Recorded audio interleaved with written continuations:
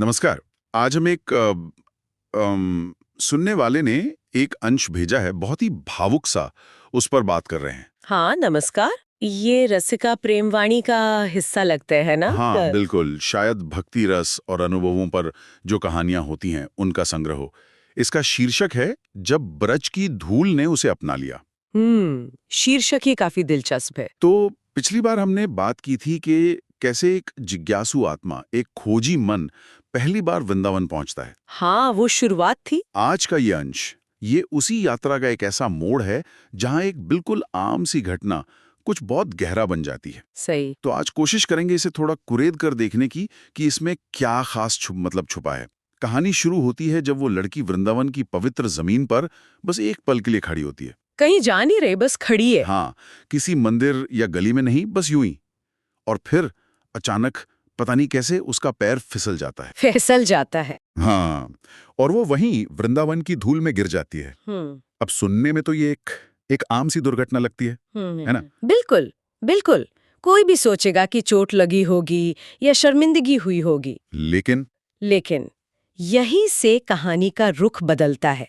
दिलचस्प बात यह है, अंश बताता है कि उसे गिरने पर कोई शर्मिंदगी या चोट का एहसास नहीं होता।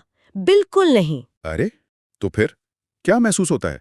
इसके बजाय वो आंखें बंद करके उस धूल को महसूस करती है, छूती है उसे और पूछती है, ही राधे, क्या यही आपका आशीर्वाद है?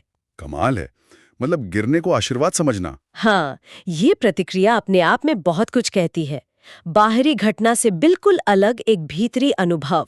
ये तो सोचने का बिल्कुल ही अलग नजरिया हुआ। मतलब जो चीज बाहरी तौर पर शायद अटपटी लगे या थोड़ी अपमानजनक भी लग सकती है किसी को, हाँ, धूल में गिरना, वो अंदर से एक सवाल बन गया, एक जुड़ाव। धूल में गिरना और उसे आशीर्वाद समझना, ये तो वाकई कमाल है। हाँ, और ये एहसास यही नहीं रुकता।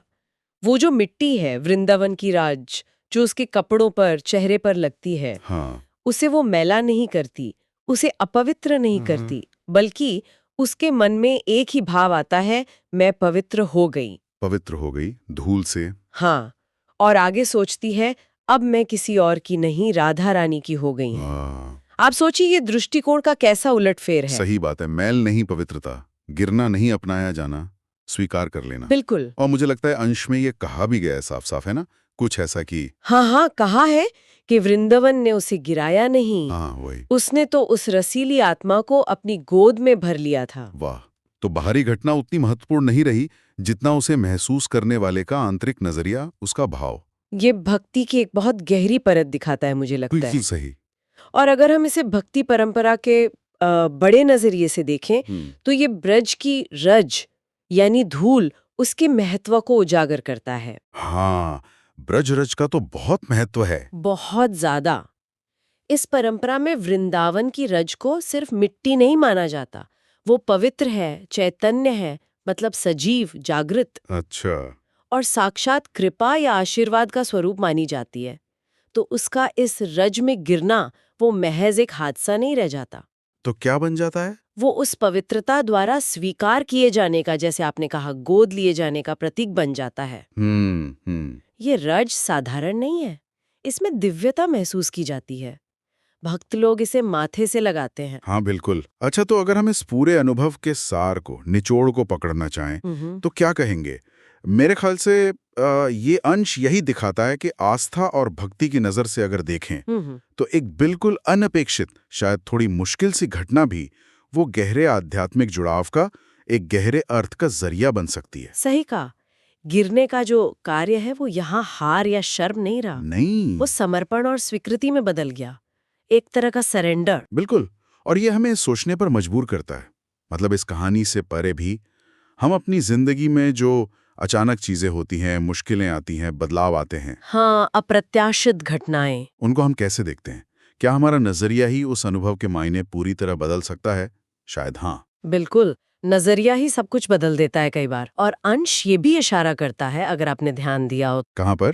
कि इस अनुभव के बाद वो लड़की पहली बार राधा कुंड की ओर देखती है। अच्छा, हाँ, ये तो है। जो शायद उसके आध्यात्मिक यात्रा के अगले पड़ाव का, अगले कदम का संकेत है, जैसे इस अनुभव ने उसे आगे का रास्ता दिखाया हो। तो ये सोचने वाली बात है कि किसी जगह की जो ऊर्जा होती है, जो वाइब्स होती हैं, हाँ, स्थान का महत्व। और व्यक्ति की अपनी आंतरिक धारणा, उसका विश्वास, ये दोनों मिलकर कैसे किसी के अनुभव को बिल्कुल अनूठा और परिवर्तनकारी बना सकते हैं। सही कहा, स्थान और धारणा ये दोनों मिलकर अनुभव को गढ़ते हैं।